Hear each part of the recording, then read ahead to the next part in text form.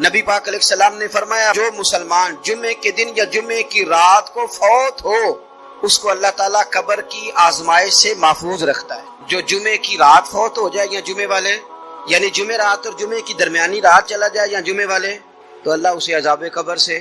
تو میرے عزیز جو بندہ شہید ہو اس سے عذاب قبر نہیں ہوتا. جو آدمی جمعے کے دن یا جمعے کی رات چلا جائے اسے بھی عذاب قبر نہیں ہوتا. اور میرے رسول کریم صلی اللہ تعالی علیہ وسلم نے فرمایا جو بندہ ایک دن اور ایک رات، یہ حدیث صحیح مسلم میں، سنن ترمذی میں، مصنف عبدالرزاق میں موجود ہے، ایک دن اور ایک رات اللہ کی رضا کے لیے اسلامی سرحد پہ پہرا دے. میں اور آپ سوئے ہوئے ہیں لیکن وہ لوگ جو فوجی بارڈروں پہ کھڑے ہیں، دیکھو مدینے والے محبوب کس کس پہ کرم فرماتے ہیں. ساری عمر نہیں، 24-25 سال کی سروس نہیں، فرمایا ایک دن اور ایک رات اللہ کی رضا کے لیے جو اسلامی سرحد پر پہرا دے، مسلمانوں کو کافروں سے بچائے، رب اسے عذاب قبر نہیں دے گا، اسے اللہ تعالیٰ اپنے فضل سے معاف فرما دے گا. ایک رات اور ایک، آپ کیا سمجھتے ہیں کہ ان فوجیوں کی کوئی چھوٹی شان ہے؟ ان کا کوئی چھوٹا مرتبہ ہے؟ ایک دن اور ایک رات اگر یہ پہرا دیں تو اللہ انہیں اتنا انعام عطا کرتا ہے. اسی طرح سن لو، یہ ذرا غور سے سننا، ابن ماجہ کی حدیث اور اس کے علاوہ مسند ابو یعلا میں موجود حدیث کے راوی حضرت ابو ہریرہ رضی اللہ تعالی عنہ، حضور صلی اللہ تعالی علیہ وسلم نے فرمایا جو شخص بیماری سے فوت ہوا، قربان جاؤں میرے محبوب نے بیماری کا نام ہی نہیں لیا، فرمایا کوئی بھی بیماری ہو، فرمایا جو آدمی بیماری سے فوت ہوا اللہ اسے شہادت کی موت عطا فرمائے گا اور وہ عذاب قبر سے اور قبر کے امتحان سے بھی محفوظ رہے گا. اور حضور فرماتے ہیں اس کو صبح اور شام جنت کے باغوں میں سے رزق دیا جائے گا. جو کسی بھی بیماری سے مرا، یہ لوگ بیماری سے مر رہے ہیں تو لوگوں نے اچھوت سمجھ رہے ہیں، اچھوت، یہ اچھوت نہیں ہے، اس لیے کہ لوارث نہیں، یہ خدا رسول کے ماننے والے ہیں. تم انہیں اچھوت کہہ رہے ہو اور مدینے والے رسول انہیں شہید فرما رہے ہیں. حضور نے فرمایا جو بیماری سے مرے شہید ہے، وہ قبر کے عذاب سے محفوظ رہے گا اور جنت کے باغوں میں سے اللہ رزق دے گا. لوگ کہتے ہیں دیکھو جی بڑا تانگ ہو کے دنیا سے گیا ہے، تو اس بندے کو بھی عذاب قبر نہیں ہوتا. اسی طرح جو بندہ سورہ ملک پڑھتا ہے، سنن ترمذی میں حضرت ابن عباس سے روایت ہے کہ حضور صلی اللہ علیہ وسلم کے ایک صحابی نے ایک جگہ خیمہ لگایا تو وہاں سورہ ملک پڑھنے کی آواز آتی، کوئی بندہ پڑھنے والا نظر نہیں آتا تھا.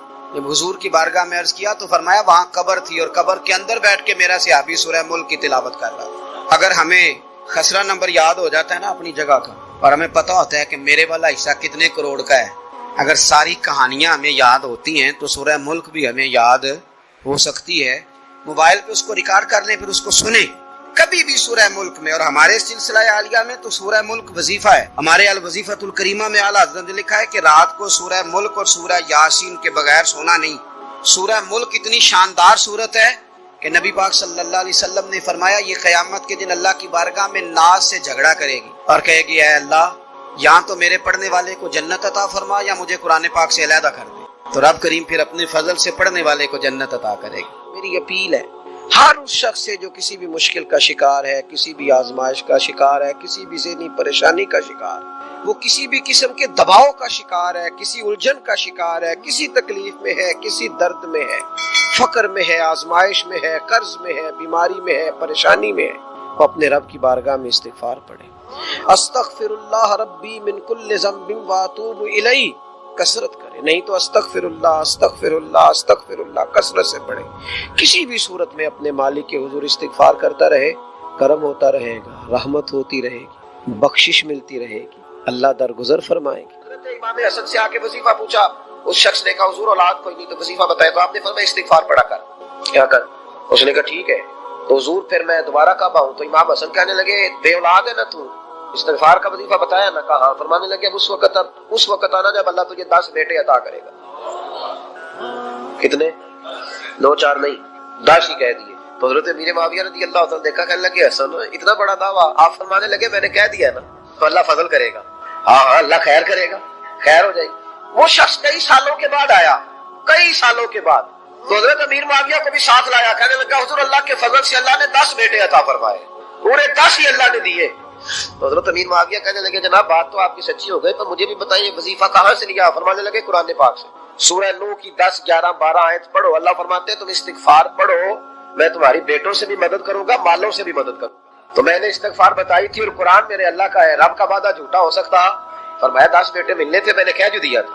وہ میرے بھائیوں یاد رکھیں، استغفار اللہ کی رحمت نازل کرتا ہے۔ ایک ہوتا ہے خوف، ایک ہوتی ہے خشیت۔ خوف والے لوگ توبہ کرتے ہیں، خشیت والے استغفار کرتے ہیں۔ ایک ہوتا ہے خوف، ایک ہوتی ہے خشیت والے استغفار کرتے ہیں۔ نبی کریم علیہ السلام نے فرمایا میں دن میں 100 مرتبہ استغفار کرتا ہوں، دن میں۔ توبہ والا کہتا ہے کہ میں بھول گیا تھا، مجھے معافی مل جائے، اور خشیت والا کہتا ہے میرا یار ناراض نہ ہو جائے، وہ استغفار ہی کرتا رہتا ہے، وہ معافی۔ حضرت رومی نے مثال دی ہے، فرماتے ایک عورت تھی تو بھیک مانگا کرتی تھی، ایک دن بادشاہ کے دروازے پہ بھیک مانگنے گئی تو بادشاہ کو پسند آ گئی، اس نے نکاح کر لیا۔ 20 کنیزائیں اس بیوی کے پاس تھی خدمت کرنے کے لیے، روٹی دینے کے لیے، کپڑا دینے کے لیے، لیکن وہ ہر وقت روتی رہتی تھی، ہر وقت روتی۔ ایک سمجھدار کنیز کہنے لگی کہ ملکہ اب تیرا درجہ بہت بڑا ہے، تو ہر وقت روتی رہتی ہے، معافی مانگتی رہتی ہے ہر وقت، کون سی ایسی نعمت ہے جو تیرے پاس نہیں؟ تو وہ کہنے لگی اس لیے تو روتی ہوں۔ کیا مانا؟ کہنے لگی اس لیے روتی ہوں کہ میں اس قابل نہیں تھی جو مجھے مل گیا، کہیں میرے سر کا سائیں ناراض نہ ہو جائے، وہ کہیں بگڑ نہ جائے، مجھے پتا ہے کہ میں کیا تھی اور مجھے کہاں تک پہنچا دیا، میں روتی اس لیے ہوں کہ کبھی کہیں وہ ناراض۔ حضرت عمر اس لیے روتے تھے کہ کہیں مصطفیٰ ناراض نہ ہو جائے، حضرت ابو بکر اس لیے تڑپتے تھے کہ کہیں اللہ کا فضل روٹ نہ جائے۔ یہ جو مولا علی اپنے کمرے میں بیٹھ کے زور زور سے استغفار پڑھتے تو اس لیے نہیں کہ بڑے پاپ تھے جن کی معاذ اللہ معافی مانگتے تھے، اس لیے کہ رب رسول کہیں ناراض نہ ہو۔ خشیت تھی کہ جہاں ہم پہنچے ہوئے کہیں وہاں سے واپس۔ استغفار بندے کی اللہ سے صلح کرا دیتا ہے، بندے کی رب سے صلح ہو جاتی ہے جب استغفار۔ دیکھیں نا، بڑی سادی سی بات ہے کہ دو بھائی ناراض ہوں تو بڑا کہتا ہے اس نے میری بے ادبی بڑی کی، تو چھوٹا اگر پاس آ جائے اور پیر پکڑ لے کہ چل یار معاف کر دے، تیرا بھائی نہیں۔ پتہ کیا ہوتا ہے؟ صرف معافی نہیں ملتی، ہاں صرف معافی نہیں، چھوٹے نے بے ادبی کر دی، بڑے کو تکلیف ہوئی، بات جب آگے بڑھی نا تو بڑے نے شکوہ کیا، جب لوگوں نے چھوٹے کو سمجھایا تو چھوٹا جب معافی مانگتا ہے، ادھر دیکھو میری طرف، جب چھوٹا معافی مانگتا ہے نا اٹھ کے جاتا ہے اور بڑے کے پیر پکڑتا ہے تو میرا معاف نہیں کرتا، بڑا رو بھی پڑتا ہے، بڑا رو بھی پڑتا ہے، اور وہ کہتا ہے کہ وہ میں اور تو اماں کے پاس اکٹھے بیٹھتے، ایک باپ کی موٹر سائیکل پہ اکٹھے بیٹھتے، تو تیرا اور میرا رشتہ اتنا ہے، تو نے یہ کیوں؟ وہ جو آنسو نکلتے ہیں نا، وہ درد ہوتا ہے، وہ کیف ہوتا ہے، وہ سوز ہوتا ہے، وہ لذت ہوتی ہے، وہ پیار ہوتا ہے۔ رب کہتا ہے تو معافی مانگ، انہو کان غفارا، تو معافی مانگ، میں تجھے معاف بھی کروں گا، تیرے اوپر رحمت بھی فرماؤں گا، تیرے اوپر کرم نوازی بھی کروں گا، تجھے نواز دوں گا، تجھے عطا کروں گا۔ حضرت موسیٰ کلیم اللہ علیہ السلام کا زمانہ مبارکہ تھا، قحط پڑ گیا، بارش نہیں ہوتی۔ ہم لوگ نا اب تو خیر ہمارے پاکستان میں تو ٹیبل ٹاک ہوتی ہے، ٹاک شو ہوتے ہیں، ہمارے یہاں تو پتہ کیا جاتا ہے کہ بارش ہو کیوں نہیں رہی، پھر اس پہ یہ ہوتا ہے کہ دھواں بڑا چڑھ گیا ہے، حالات بڑے خراب ہیں، فلاں ایسے ہو گیا، قحط کا۔ ہم تو اسباب تلاش کرتے رہتے ہیں نا، فوق بہت زیادہ ہے، فلاں چیز ایسے ہے، فلاں چیز ایسے ہے، اب تو یہ تلاش کرتے رہتے ہیں۔ وہ لوگ یوں نہیں کرتے تھے، وہ سیدھے جا کے مسلوں پہ بیٹھتے تھے، اس لیے کہ وہ کہتے تھے جب رب چاہتا ہے تو پھر کوئی چیز کسی چیز کو روک سکتی، وہ سیدھے مسلے پہ بیٹھتے۔ اعلیٰ حضرت فاضل بریلوی رحمۃ اللہ علیہ کے پاس ایک مولانا محمد حسین آئے، وہ فلکیات کے بڑے ماہر تھے، تو اعلیٰ حضرت نے فرمایا ذرا ستاروں کا حساب لگا کے دکھاؤ بارش کب ہوگی؟ کہنے لگا پورا مہینہ تو نہیں ہوگی۔ تو اعلیٰ حضرت رحمۃ اللہ علیہ فرمانے لگے کہو کہ میرا علم کہتا ہے مہینہ نہیں ہوگی، اللہ چاہے تو ابھی ہو سکتی ہے۔ کہنے لگا جی وہ تو ٹھیک ہے پر میرا علم، وہ جیسے روز لوگوں نے پیر نیٹ ٹو شہنشاہ صاحب نہیں کھولے ہوتے کہ بارش کب آئے گی، اور اس کی طرف نہ دیکھ، مسلے پہ بیٹھ، مہربانی کر مسلے پہ بیٹھ، اللہ کی بارگاہ میں حاضر ہو، اس سے معافی مانگ، اسے منا تاکہ وہ رحمت کی بارش۔ کہنے لگا جی میرا علم کہتا ہے، تو اعلیٰ حضرت فرمانے لگے پھر وہی بات، تو کہہ اللہ چاہے تو بارش ابھی، لیکن یہ جو اڑ گئے ہیں نا بیچارے، یہ اڑ ہی گئے ہیں، یہ جہاں الجھ گئے ہیں وہاں یہ لوگ الجھ گئے، اللہ ہمیں الجھنے سے محفوظ فرمائے۔ تو اعلیٰ حضرت اٹھے تو فرمایا ٹائم کیا ہوا ہے گھڑی پہ؟ کہنے لگا جی 12۔ تو اعلیٰ حضرت نے گھڑی گھمائی، اب کیا بج گیا؟ کہنے لگا 4 بج گئے۔ فرمانے لگے بج گئے نا 4؟ کہنے لگا جی آپ نے گھڑی گھما جو دی ہے۔ فرمانے لگے اللہ بھی جب چاہے تو ستارے گھما دیتا ہے، اللہ بھی ستارے گھما دیتا ہے بارش۔ کہنے لگا جی وہ تو ٹھیک ہے پر مہینہ نہیں ہو سکتا، اڑا ہوا بندہ اس کا کوئی علاج ہے جو اڑ جو جائے، اس کے لیے قرآن کہتا ہے وَإِذَا خَاطَبَهُمُ الْجَاهِلُونَ قَالُوا سَلَامًا، اسے سلوٹ کرو دور سے، اسے کہ تو جان اور تیرا۔ کہنے لگا جی ہو نہیں سکتی پورا مہینہ۔ فرمانے لگے یار تو جا اپنا کام کر۔ وہ شخص کہتا ہے میں نے دروازہ کھولا اعلیٰ حضرت کا، کمرے سے باہر نکلا تو تیز بارش ہو رہی، واپس آیا تو میں نے کہا احمد رضا یہ عقیدہ کہاں سے لیا ہے؟ فرمایا دروازہ مصطفیٰ سے لیا ہے صلی اللہ علیہ وسلم۔ تو یاد رکھیں کہ اللہ کو منانا چاہیے، استغفار کرنا چاہیے۔ پھر غور کر لیں اس بات پر کہ وہ کتنا عظمت اور رفت والا شخص ہے جس کی اللہ کی نظر میں عزت ہے، جو اللہ کے ہاں قابل اکرام ہے، مالک کے۔ عزت، تعظیم اور توقیر یہ مسلمان کا خوبصورت عمل ہے، ان سے ایک اچھا اور خوبصورت معاشرہ جنم لیتا ہے۔ لیکن اگر بڑوں کو تکلیف دی جائے، بزرگوں کی بے ادبی کی، معاشرے میں بگاڑ بھی پیدا ہوتا ہے اور بدصورتی بھی پیدا ہوتی ہے، بدصورتی پیدا ہوتی ہے، بدبو پھیلتی ہے۔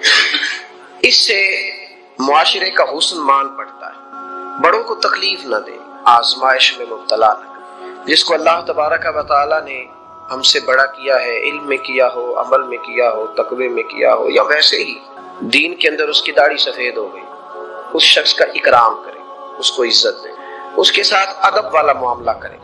یہ چیز سنوارتی ہے مسلمانوں۔ آج کل بے ادبی عام ہو گئی۔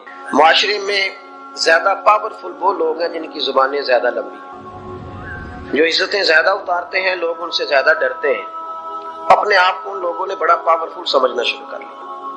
بلکہ بدتمیزوں کی ایک اچھی ٹیم تیار کر لی جائے تو انسان بہت بڑا اونچا عہدہ بھی حاصل کر سکتا ہے، معاذ اللہ۔ یہ رواج اچھا نہیں، یہ انداز درست نہیں ہے، یہ طریقہ کار، یہ خوبصورت لوگوں کا طریقہ نہیں، یہ حسین معاشروں کا یہ انداز نہیں ہے۔ یعنی قومی سطح کے لوگ جو دنیا کے اندر کسی ملک کی نمائندگی کریں، وہی اگر ایک پریس کانفرنس اور گھنٹے کے بعد دوسری پریس کانفرنس، فلانے نے کیا بات تو دوسرے نے دیا جواب، تو یہ انداز مہذب قوموں کا نہیں ہوتا، اس سے امیج خراب ہوتا۔ یہی انداز اب ہمارے گھروں میں چلتا ہے۔ کسی کی ایک بات پر جب تک سامنے والا 11 باتیں نہیں کرتا، اتنی دیر تک اس کی روح کو، اس کے دل کو تسلی نہیں ہوتی۔ یہ چیزیں عروج پکڑتی جا رہی ہیں۔ بزرگ تکلیف میں ہیں، بڑے درد میں ہیں۔ میں نے پہلے بھی ایک دفعہ عرض کیا تھا، ایک بزرگ مجھ سے کہنے لگے کہ آپ دعا کریں میرے بیٹوں کو اللہ نرمی عطا کر دے، وہ بولتے نہیں ٹھیک، ان کا لب و لہجہ صحیح نہیں ہے۔ تو میں نے ان سے کہا کہ بزرگوں، جہاں تک میں جانتا ہوں کوئی ایسی بات ہے تو نہیں۔ تو وہ کہنے لگے کہ جس طرح آپ سمجھتے ہیں نا، ہمارے رشتہ دار بھی اور اہل علاقہ سارے یہی سمجھتے ہیں، پر میں تکلیف میں ہوں، میری بیوی تکلیف میں۔ میں نے کہا کہ پھر آپ یہ اتنی زیادہ پردہ پوشی کس بات کی؟ تو وہ کہنے لگے کہ ڈرتا ہوں، اگر لوگوں کے سامنے ہم بات کرتے ہیں تو لوگ کہتے ہیں کہ تم نے تربیت نہیں صحیح کی۔ اگر میں بات کرتا ہوں تو لوگ مجھ پہ شک کرتے ہیں، کہتے ہیں تو نے رزق نہیں صحیح کھلایا۔ تو میں درد میں رہتا ہوں، کپڑا اٹھاؤں گا تو میرا اپنا بدن برہنہ ہو جائے۔ یار وہ کتنی تکلیف میں ہے باپ جو اپنے سگے بیٹے سے بات نہیں کرتا کہ پتہ نہیں کہاں سے بولے گا، کیا جواب دے گا میری بات کا، یعنی ڈرتا ہے، سہما ہوا رہتا ہے۔ ادھر دیکھیں میری طرف کیا کہہ رہا ہوں، یہ نوجوان ذرا غور کریں، ان لفظوں کی تکلیف محسوس کریں کہ اماں کہتی ہے کہ بھائی میں نہیں اس سے بات کرتی، اس لیے کہ وہ بڑے سخت جملے کہتا ہے، مجھ سے نہیں سہے جاتے، کوئی اور بات کرے۔ یعنی جس کی ماں بھی اس سے بات کرتے ہوئے ڈرے، وہ نہیں سمجھ آئی آپ کو میری بات کی، جس کا والد بھی اس سے بات کرتے ہوئے سہم جائے، اور وہ بندہ کہے کہ میں نے تو MBA کیا ہوا ہے، میں تو معاشرے میں جانا پہچانا جاتا ہوں، اللہ کا شکر ہے جی، اللہ نے بڑی عزت دی ہوئی ہے، وہ یہ لفظ کہے تو اسے شرم آنی چاہیے۔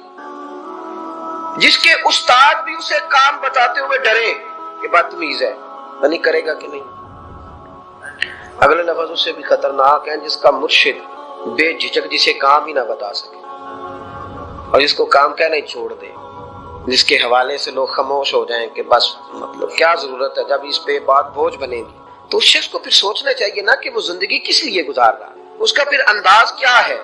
بزرگ جن کی وجہ سے تکلیف میں ہو، آزمائش میں ہو، درد میں ہو، اور یار جو آدمی نیک ہو، رب فرماتا ہے اس کا تو میں حیا کرتا ہوں، اللہ کہتا ہے اس کی تو میں قدر کرتا ہوں، میں اس کی۔ دیکھیں نا میرے نبی کریم صلی اللہ علیہ وسلم نے فرمایا جب سفید داڑھی والا شخص قبر میں جاتا ہے، یہ ترمذی کی حدیث ہے، تو رب کریم فرماتا ہے فرشتوں اسے عذاب نہ دینا، مجھے حیا دی، یہ سفید بال لے کے آ گیا۔ تو جس کی اللہ حیا کرے اس کی میں نہ کروں، اس کی نوجوان نہ کرے، اس کا سیاح، جس کی اللہ حیا کرے اس کی ہم حیا ہی نہ کریں، ہمارا لب و لہجہ خطرناک اور خوفناک حد تک چلا جائے، ہمیں ڈھب اور سلیقہ ہی نہ ہو، ہم کہیں او گرم خون ہے جی ذرا احتیاط سے بات کرنا، کیا مانا ہوا اس بات کا؟ گرم خون اور ہوتا ہے اور بے ادبی والا خون اور ہوتا ہے، ان دونوں میں فرق ہوتا ہے، اس کو سمجھنا چاہیے۔ باپ کے سامنے بھی اب یہ اس کا ابا بھی سوچ کے بات کرے، اس کے ساتھ اماں بھی سوچ کے بات کرے، اس کا استاد بھی سوچ کے بات کرے گا۔ اسلام ادب والا دین، احترام والا دین، یہ آداب سکھاتا ہے، یہ